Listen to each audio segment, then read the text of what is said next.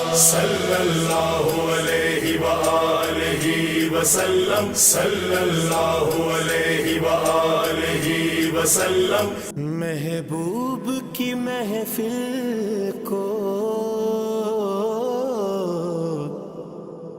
महबूब सजाते हैं।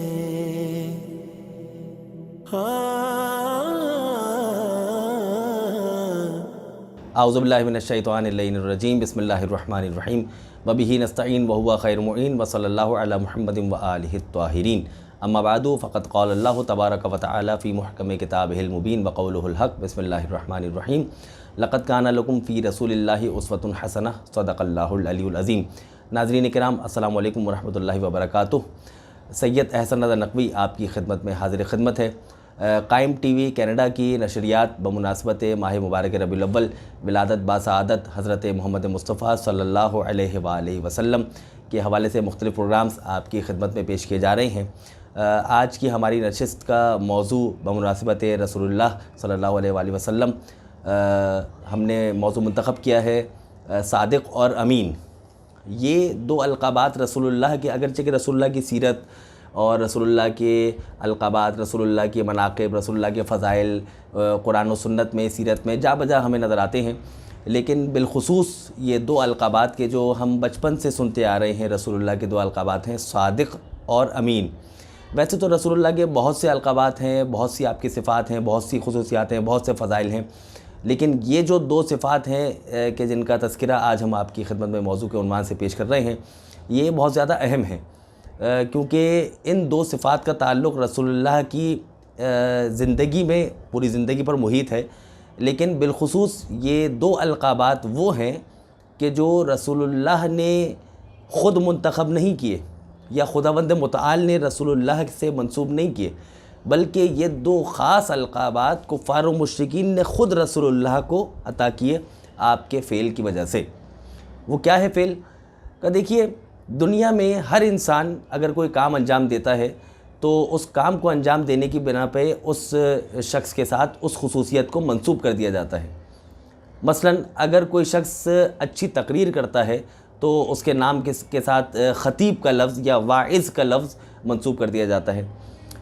इसी तरह से अगर कोई शख्स शुजा होता है तो उसके नाम के साथ शुजा या शेर या असद, इस तरह के अलक़ाबात को वज़ा कर दिया जाता है या ऐड कर दिया जाता है। ये उस वक्त होता है कि जब वो शख्स कोई काम अंजाम देता है। लेकिन लुत्फ़ की बात ये है कि रसूलुल्लाह के जो दो ये अलक़ाबात हैं सादिक़ और अमीन, ये रसूलुल्लाह के ख़ुद मुंतख़ब करदा नहीं है, ये खुदावंद मुतआल के मुंतख़ब करदा नहीं है, बल्कि ये दो ख़ास अलक़ाबात वो हैं कि जो कुफ़ार मुश्रिकीन की तरफ से मंसूब किए गए। कैसे हैं ये अलक़ाबात और इनकी क्या वजह है, आइए मैं नौजवान दोस्तों के जो ख़ासकर हमारे नाज़रीन हैं उनकी खिदमत में पेश करूँ कि रसूलुल्लाह के दो अलक़ाबात सादिक़ और अमीन। आप देखते हैं कि क्लास में पहले उस्ताद या उस्तानी यानी टीचर तलबा और तालिबात को पढ़ाने के लिए पहले थ्योरी क्लास में पढ़ाती है, और जब जो साइंस के मज़ामीन हैं, फिर उसके कुछ अरसे के बाद थ्योरी को पढ़ाने के बाद वो उन्हीं तलबा और तालिबात को ले जाती है लैब में प्रैक्टिकल करवाने के लिए, यानी अमली इम्तिहान के लिए। यानी क्लास में पहले थ्योरी होती है, उसके बाद प्रैक्टिकल का अमली मुज़ाहरा किया जाता है। यहाँ नाज़रीन ज़रा गौर कीजिएगा कि अमली ज़िंदगी में पहले थ्योरी है, यानी पहले आपको मतालिब को बयान किया जाता है, उसके बाद अमली मुज़ाहरा किया जाता है। यानी पहले आपको नमाज के अहकामात बयान किए जाते हैं, मसलन कि नमाज़ ऐसे पढ़नी है, नमाज ऐसे पढ़नी है, नमाज में ये चीज़ वाजिब है, ये चीज़ मकरूह है, ये चीज़ मुस्तहब है, ये चीज़ हराम है, ये तमाम के तमाम अहकामात बयान किए जाते हैं। फिर उसके बाद अमली तौर पर नमाज़ पढ़ के दिखाई जाती है कि इस तरह से नमाज़ पढ़ी जाती है। यानी पहले अहकामात बयान किए जाते हैं, बाद में थ्योरी पेश की जाती, पहले थ्योरी पेश की जाती है अहकामात, और फिर बाद में उसका अमली मुज़ाहरा किया जाता है। लेकिन रसूलुल्लाह की ज़िंदगी इससे मुख्तलिफ़ है। वो क्या है?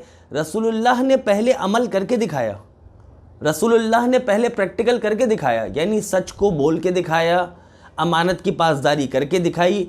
उसके बाद कुफ़ार व मुश्रिकीन ने ज़बान बेज़बानी से ये दो अलक़ाबात कहे कि अंता सादिक़ुन व अमीनुन। आपने गौर किया नाज़रीन किराम?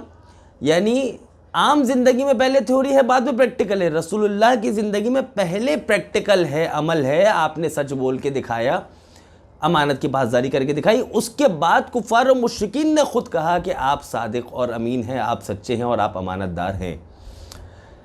कुफ़ार और मुश्रिकीन जब रसूलुल्लाह के साथ मौजूद थे, अगरचे के रसूलुल्लाह को बतौर रसूल या नबी नहीं मानते, लेकिन दो खुसूसियात को ज़रूर मानते हैं, यानी आपको सच्चा मानते हैं और आपको अमानतदार मानते हैं। क्या कहा रसूलुल्लाह ने कि देखो, अगर मैं ये कहूँ कि इस पहाड़ के पीछे एक लश्कर है तो क्या तुम मेरी बात को मानोगे? तो कहा हाँ जी हाँ, ए अब्दुल्ला के बेटे मोहम्मद, हम आपकी बात को ज़रूर मानेंगे। कहा क्यों? जबकि तुमने वहाँ जाके लश्कर को देखा नहीं है। तो कहा नहीं ए इब्ने अब्दुल्ला, बात दरअसल ये है कि चूँकि आप हैं सच्चे, तो जब आप सच्चे हैं तो फिर सच बोलने वाले की बात गलत नहीं होती है। और हमने देखा है, हमने सुना है माशरे के अंदर, अरब के अंदर, कि आपसे ज़्यादा सच्चा और कोई है नहीं। तो अगर आपने कह दिया कि पहाड़ के पीछे या घाटी के पीछे एक लश्कर है तो यकीनन लश्कर होगा। तो रसूलुल्लाह ने कहा कि अच्छा चलो ठीक है, अगर तुम लश्कर देखने के लिए गए, अब देखें रसूलुल्लाह की सच्चाई और हक़ानियत किस कदर स्ट्रॉन्ग है कि रसूलुल्लाह ने कहा कि अगर तुम ये देखने के लिए गए कि लश्कर वहाँ मौजूद है या नहीं है और तुम्हें लश्कर वहाँ नज़र ना आए, अगरचे कि तुमने कहा कि आपने कहा कि लश्कर मौजूद है और हमने कहा कि हाँ लश्कर है, लेकिन अगर मैं ये कहूँ कि जाओ जाके लश्कर देखो, और अगर हम लश्कर देखने के लिए गए और वहाँ पे लश्कर ना हो तो फिर तुम क्या कहोगे? कहा या रसूलल्लाह, हम ये कहेंगे कि लश्कर वहाँ मौजूद है लेकिन हमें अपनी निगाहों से नज़र नहीं आ रहा है क्योंकि हम अंधे हो गए। यानी आप सच्चे हैं, ये कुफ़ार और मुश्रिकीन कह रहे हैं। ये हम अपनी तरफ से या मौर्रिख या सीरत निगार या कोई मुहद्दिस या कोई मुफस्सिर नहीं कह रहे, बल्कि ये कुफ़ार और मुश्रिकीन ज़बाने बेज़बानी से कह रहे हैं कि या रसूलल्लाह अंता सादिक़ुन व अमीनुन, आप सादिक़ और अमीन हैं।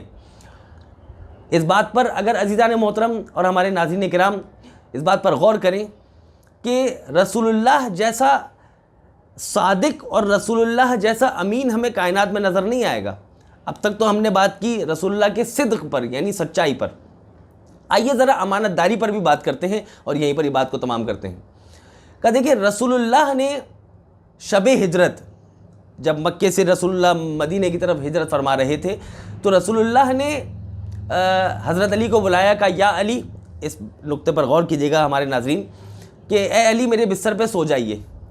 कहा या रसूलल्लाह, अगर मेरे आपके बिस्तर पे सो जाने से आपकी जान बच जाएगी? रसूलुल्लाह ने कहा हाँ। कहा ठीक है, अगर आपके बिस्तर पे मेरे सो जाने से जान बच जाएगी तो इससे बेहतर और क्या होगा कि रिसालत महफूज रहे और इमामत कुर्बान हो जाए। अब देखिए, रसूलुल्लाह ने हज़रत अली से कहा, देखिए यहाँ एक पहलू निकलता है सादिक़ और अमीन के उन्वान से, हज़रत अली की सिफत और फजीलत के उन्वान से, वो बयान किए बगैर यहाँ से गुजरना मुनासिब नहीं। कहा रसूलुल्लाह ने कहा ए अली मेरे बिस्तर पे सो जाइए। रसूलुल्लाह ने जब हज़रत अली से कहा तो हज़रत अली ये कह सकते थे या रसूलुल्लाह, मैं आपके बिस्तर पे नहीं सो सकता क्योंकि मैं तो कायमुल लैल और साइमुन नहार हूँ, मैं दिन में रोज़ा रखता हूँ, रात में इबादत करता हूँ, तो मैं तो आपके बिस्तर पे नहीं सो सकता। लेकिन हज़रत अली ने ऐसा नहीं कहा। क्यों? रसूलुल्लाह जानते हैं कि सादिक़ नबी के सादिक़ कौल का मतलब ये है कि बिस्तर पे सोना ज़्यादा ज़रूरी है, इबादत ज़रूरी ज़्यादा नहीं है। ठीक है, इबादत का अपना मकाम है, नमाज की अपनी अहमियत है, रोज़े की अपनी अहमियत है। हाँ, यहाँ एक नुक्ता और नाज़रीन अपने जहन में रखें कि रसूलुल्लाह के एक सहाबी हैं उबई इब्ने काब, वो नमाज़ पढ़ रहे थे, रसूलुल्लाह ने उन्हें इशारा किया कि उबई इलैया, मेरे पास आओ। उबई नहीं आए। कुछ देर के बाद जब उबई नमाज तमाम करके रसूलुल्लाह के पास आएगा, या रसूलुल्लाह जी आपने बुलाया? रसूलुल्लाह ने कहा कि मैं तुम्हें बुला रहा था, तुम आए क्यों नहीं? कहा या रसूलुल्लाह, वो मैं नमाज़ पढ़ रहा था, आपने देखा? तो रसूलुल्लाह ने कहा कि आप नमाज़ पढ़ रहे थे, मैंने बुलाया, ये बताएं कि नमाज दी किसने? इसका मतलब ये है कि असल अहमियत उस नमाज की तो है ही, लेकिन असल अहमियत क्या है? जिसने नमाज दी है उसकी अताअत है। हज़रत अली ख़ुद ये समझ रहे हैं कि अताअत सजदे में सर रखने का नाम नहीं है, बल्कि अताअत कौले पैगम्बर पर अमल करने का नाम है। अब देखें, तमाम अहले अरब, तमाम अहले मक्का के लिए रसूलुल्लाह हैं अमानतदार। रसूलुल्लाह के पास अमानतें हैं ना सबकी। अब रसूलुल्लाह मक्के से मदीने हिजरत करके जा रहे हैं, तो जब हिजरत करके जा रहे हैं तो रसूलुल्लाह ने हज़रत अली से कहा कि मेरे बिस्तर पे सो जाइए। कहा ठीक है रसूलुल्लाह, मैं बिस्तर पे सो जाऊँगा। और कहा कि ए अली, ये तमाम अहले मदीना तमाम अहले मक्का की और तमाम अहले अरब की अमानतें हैं, ये आप रख लीजिए और कल अमानतदारों को देकर आप भी मदीने तशरीफ़ ले आइएगा। हज़रत अली ने कहा ठीक है। यहाँ एक अहम पहलू ये है कि अहले मक्का के लिए अमानतदार हैं रसूल और रसूल के लिए अमानतदार हैं अली। इस नुक्ते पर गौर कीजिएगा अज़ीज़ान मोहतरम कि ये अमानत का सिलसिला सिर्फ रसूलुल्लाह तक महदूद नहीं रहा बतौर फजीलत, ये अमानत का सिलसिला, अमानतदारी का सिलसिला, सिद्क़ का सिलसिला मौलाए कायनात तक पहुँचा और फिर मौलाए कायनात से पहुँचकर रसूलुल्लाह की औलादों और आपकी नस्लों के अंदर, जनाब सैयदा की औलादों के अंदर पहुँचा। ये दो नुकात ऐसे हैं नाज़रीन किराम सादिक़ और अमीन के उन्वान से कि जिस पर हमें गौर करना ज़रूरी है। आज के मुआशरे में, आज की सोसाइटी में, जो ये मैंने मुकदमा आपकी खिदमत में कायम किया, आज की सोसाइटी में इस टॉपिक की क्या ज़रूरत है, ये हमने क्यों मुंतखब किया है? यानी क्या हम ये रसूलुल्लाह की सिफ़त और हज़रत अली की सिफ़त बयान करके बस बात तमाम कर दें या नशरियात को ख़त्म कर दें? का नहीं, असल नुक्ता नौजवान दोस्तों की खिदमत में ये पेश करना है कि सादिक़ और अमीन जो रसूलुल्लाह थे वही सिफ़ात उम्मत मुस्लिमा तमाम शिया सुन्नी बरादरान के दरमियान में होनी चाहिए। आज जिस सोसाइटी में हम ज़िंदगी गुजार रहे हैं, जिस मुआशरे में हम ज़िंदगी गुजार रहे हैं, वो झूठ का मुआशरा, वो अमानतों की पासदारी ना करने वाला मुआशरा, अगरचे कि इस्लामी मुआशरा कहते हैं हम, लेकिन यहाँ मुआशरा तो नज़र आता है लेकिन इस्लामी मुआशरा नज़र नहीं आता है।